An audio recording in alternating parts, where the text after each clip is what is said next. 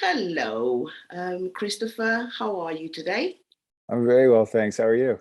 I'm good. I'm great. It's so funny that it's like afternoon where you are and it's really early morning where I am. Is it? Yeah, what time is it there? Well, here it's 10 past 1 a.m. Oh, wow. Well, thanks for staying up late to No, chat don't with me. worry. No problem. Pleasure. Um, to start with, Chris, would you please introduce yourself to our audience? My name is Christopher Russell. Nice to meet you, Christopher Russell. Nice to meet you too. um, Tell me, when did you decide you wanted to become an actor? Oh, wow. Yeah, that would have been when I was in preschool. So I was probably 4 years old, Wow, and so we, childhood dream. yeah, for sure. It kind of came about when we had a nativity scene um, that we performed for our parents, Oh, and lovely. yeah, I was the donkey, and I got such a favorable reaction to my handmade ears and tail that I felt very proud of myself and decided to pursue it further. So after a few more school plays around 5 and 6, playing various animals, I progressed to taking on some human characters. What good. Uh, yeah, and yeah, I was in theater camp growing up, Oh, lovely. and what we would do is, so I was about 10 years old the first time I went to it, and the counselors or the instructors, they were usually university students Oh, that okay. were going to theater school, and part of their program was writing and directing plays for us kids in the camp. So it was a lot of fun. We got to have some input, and I remember the first one we came up with was this. It was about a planet made of candy, Oh, and lovely. Planet candy. yeah, it's kind of like Hansel and Gretel, but in space. Mm-hmm. Um, and then in high school, yeah, I was in the theater club, and we'd compete against other schools in these competitions where you had to have a play that was under a certain time limit. I think it was like 50 minutes. It couldn't Oh, be, okay. but it couldn't be like it couldn't be less than 2 minutes under, and it couldn't be more than 2 minutes over. So Oh, you okay. had a very small window. It's very specific. So we did that, and then yeah, that's sort of how I got into it for sure. Oh, fantastic. Yeah. Really fantastic. Um, you have been a successful screen regular for years, both with movies and series, The Good Witch, Van Helsing, Star Trek Discovery, Chasing Waterfalls, Nature of Love, to name a few. Out of so Yeah. many great roles that you have performed as an actor, which one was your favorite and why? Ooh, that's tough. Um, I don't know if you mentioned it just then, but I definitely really enjoyed playing Panto Trost on BBC America's Dirk Gently. Oh, Um, well, I think the actual title is Dirk Gently's Holistic Detective Agency. yes, I Uh, went through that and I thought, okay, well, I'm going to write that and I'm going to have to say all of that. yeah. So Yes, I've read about it, yes. Panto is a pretty exciting character to play. It's hard to explain, but it's sort of like a parallel universe or another Oh, world called Wendamore, and he's a prince. He's got pink hair. He has a secret romantic relationship with the son of the opposing family in oh this my God. mythical fantasy world.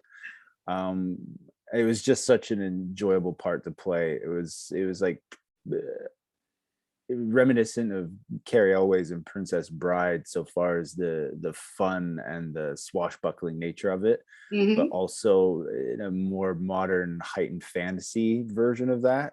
Yes.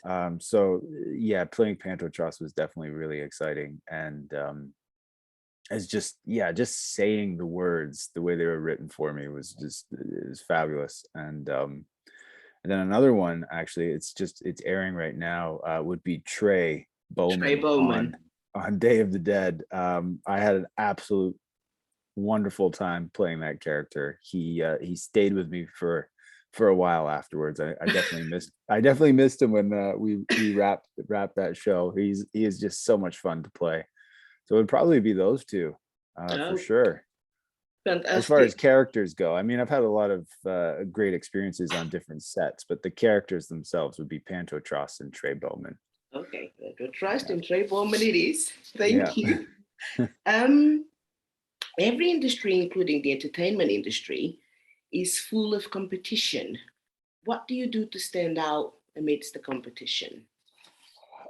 So that's definitely a long journey to discover how to approach that um, subject. And sort of the point I arrived at was, if I'm constantly trying to stand out, and I'm constantly trying to be something that I think people expect me to be or want from me, I will inevitably fail. Yes, But if I embrace the qualities that I have that are, unique to myself, and try to expand on those, then I feel like since I started doing that, I've been working a lot more, just sort of embracing who I am instead of trying to be what the who. people want you to be. Yeah, yeah. Yeah, be And true just to like, yourself. yeah, exactly.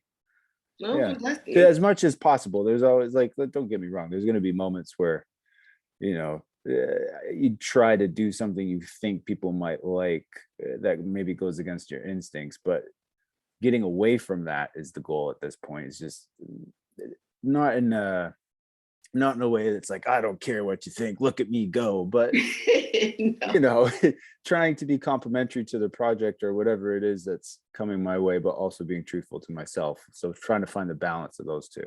Oh yes, balance. Yeah. Yeah. Perfect.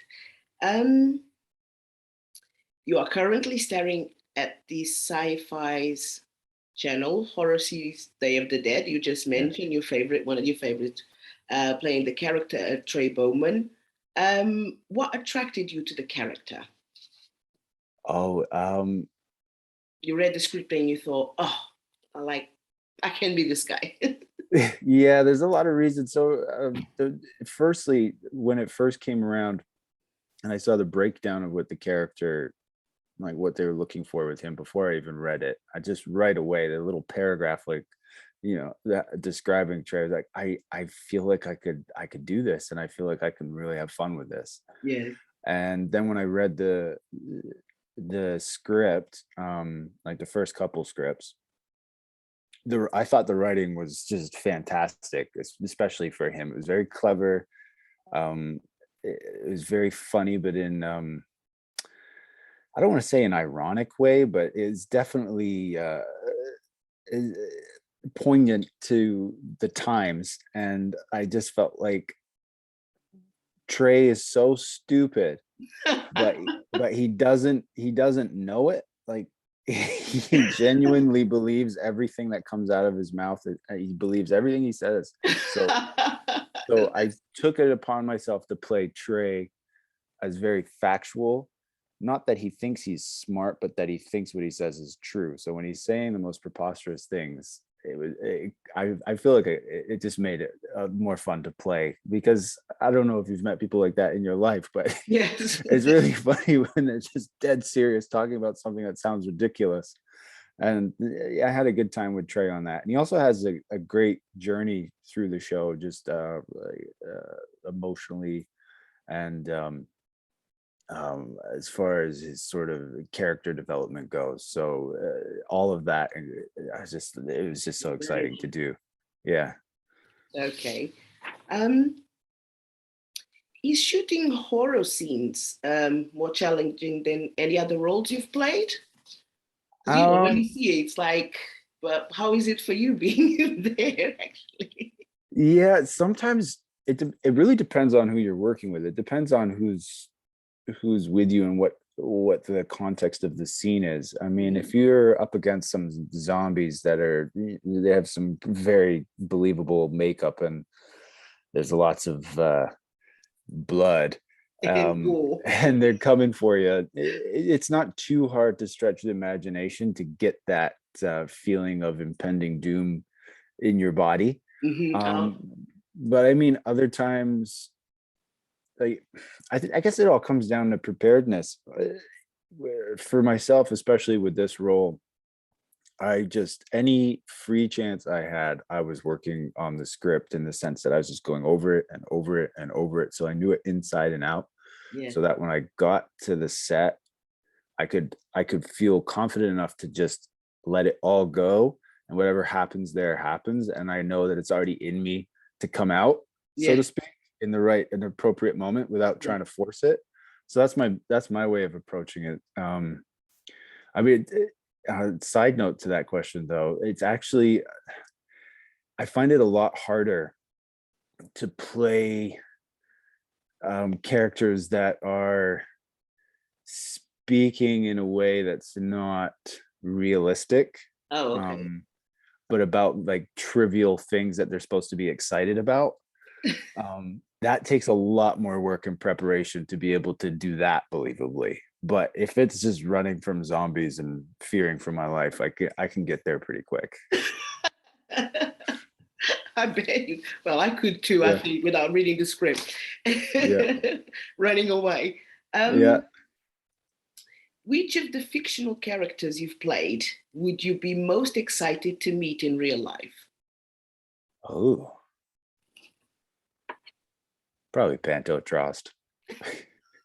You like Panto, don't you? I'd like to meet Panto. He'd be pretty cool. I mean, I don't know that I want to meet Trey. I feel like Trey's a bit of a handful, and I don't know that he's a good. You're the It'd handler. be good. He'd be good to have around. He's a bit draining, but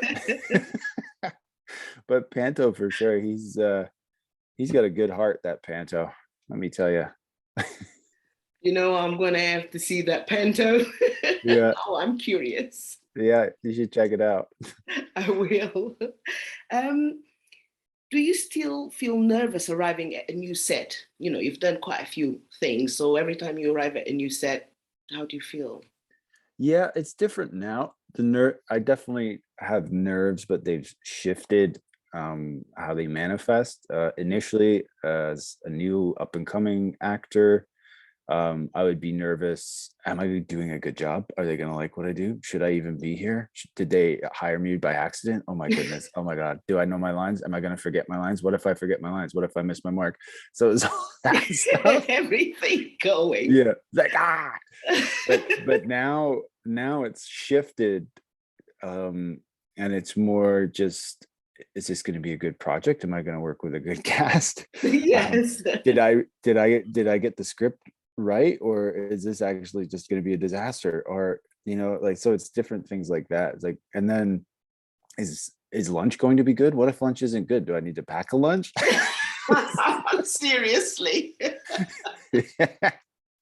Just stuff like that. But really, at the end of the day, I'm at the point now where I just want to do I just want to do a good job, and I I feel like I'm my toughest critic. So if I can leave a set feeling satisfied with the way it went, Satisfied. then that's the best. So that's sort of where it's at now. Yeah, but definitely there's nerves that come into play all the time. But it's totally it's so different than when I started. When I Yes, I started, it was think, just like, experience and, yeah. you build confidence as well. Yeah, for Oh, sure. I think that's for me, to any actors out there listening that are just getting into it or something, that is the biggest hurdle. Is once you can find some confidence in what you're doing, it makes it so much easier, because it's the nerves of feeling inadequate that get in the way of delivering that performance you're capable of, but your nerves are holding you back. So if you can find a way to combat the nerves, and the way to do that is being prepared. fantastic. Yeah. Really good advice. um, Right. I know you're happily married with children. I know you're Yeah. very private as well, I've read. Um, how do you balance fame and family? uh, well, I don't know that. I mean, I don't feel like I'm You're experiencing too famous? much fame. But you are famous. You go out and people say, look, I mean, it's it kind Christopher of Russell or it depends. Panto. Look, it's Panto. Yeah. I mean, yeah, it depends. It depends on where I am for sure. Yes. The lady at the post office definitely knows my name. Uh, but yeah, I mean, it's just I live in an area where we're able to kind of just go out and do our thing. And I mean, yes, I do run into people that have seen some of the things I've been in, but they're very respectful and No, usually that's it, good. yeah. But other than that, yeah, I don't know. I just try to live a regular life because I'm just a regular guy. Famous, Yeah. famous regular guy. uh, right. The pandemic has changed the world, Hmm. making people more aware, a little more paranoid. However, he also made us more understanding of one another. How did the pandemic affect you as a person? Mm. That's a good question. It kind of came in waves. So yeah, initially when everything was sort of starting out and they were closing things down because we didn't know what's going on, um, I sort of just fell into, okay, well, nothing's open, can't do anything, but my children still need to, you know, experience a good and healthy family life. So Yes, my wife and I just fell into a more hands-on uh role with them. I mean, we were already hands-on before, but now that things were homeschooling. yeah, so there's that, and we got them outside as much as possible, like in the garden, and when we could go on trails, we went on trails and just kept them moving, kept them busy, and just really focused on that. And I kind of looked at it like, listen, this might sound a bit morbid, but I could leave the house tomorrow and get in a car accident, right? Hit by a And bus. hit by a bus, whatever. That could have happened in 2019 before COVID, right? Yes, So now this is just illuminated the already known fact that life is impermanent.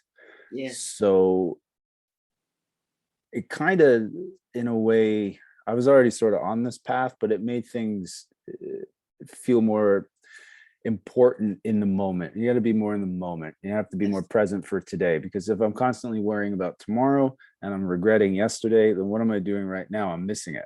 yes, exactly. So Very it well made put. me focus. Yeah. I mean, don't get me wrong. I start thinking about the future all the time and thinking about a mistake from the past all the time, but it's a lot less now. The window of opportunity for it to consume my thoughts is gotten a lot smaller. Oh, fantastic. Yeah.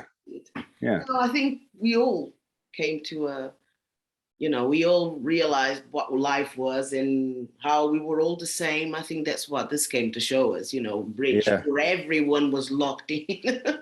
regardless. Yeah. Um, but yes, I like your answer very much. It makes a lot of sense. Um, please tell me about the no BS technique. Oh, yeah. Well, I mean, that goes back to the what I was saying earlier. It's like I don't know so much as no BS, but just trying not to be anything but what I actually am. Because, like I said before, when I was, I mean, I've now been in this business for 18 years, but if I'm Oh, being honest, I've really only been seeing consistent successes for maybe 7 or 8. yes, So there's a long time spent, and even then, there are gaps.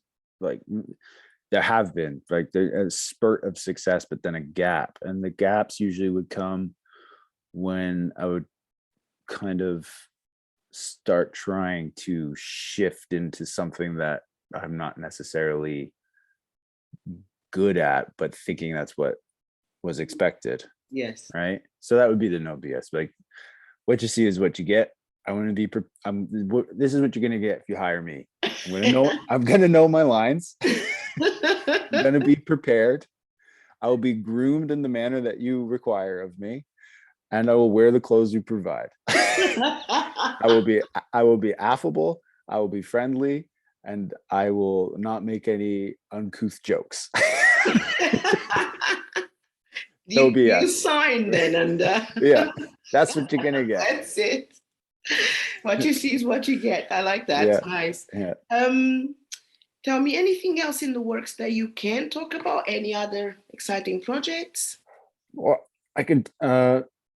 Reacher is coming out on Amazon Prime in 2022. They don't have an actual release date yet. That's based on the Lee Child novels about Jack Reacher. Oh yeah, Jack Reacher. Yes. So the first season is it's coming out 2022, Amazon Prime, and I play Joe Reacher, Jack's brother. That's all I can say about that.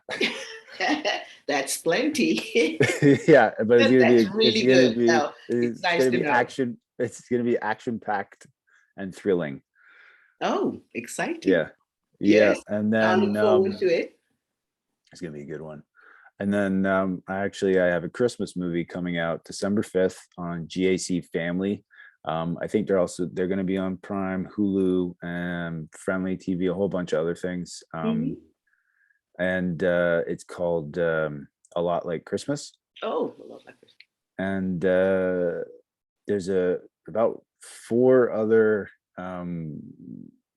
movies. Sort of, they don't have a release date yet, so I can't really mention them right now, but they should be coming out in 2022 as well. You've been really busy.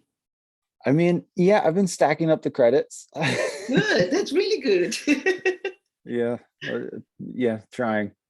No, no, well done to you. So where can we expect to see you next? I know that you're now on the Syfy horror. Do you have anything next before 2022 or? December 5th. December 5th. A lot like Christmas. A lot like Christmas. Fantastic. That'll be next. Yeah. Thank you so much. Hey, thank you. It's been great. It's been really great. Really great talking to you. Fantastic.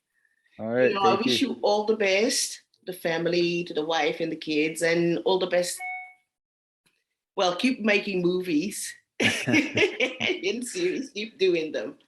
Fantastic. All right. Thank you. It was great talking with you. Great talking to you, Christopher. Take care. Enjoy the rest of your night, morning. Night. Well, I'm going to go to sleep now. Okay. My night. Good idea. Fantastic. And you the rest of your day. Take care. All right. Thank you. Bye. Bye.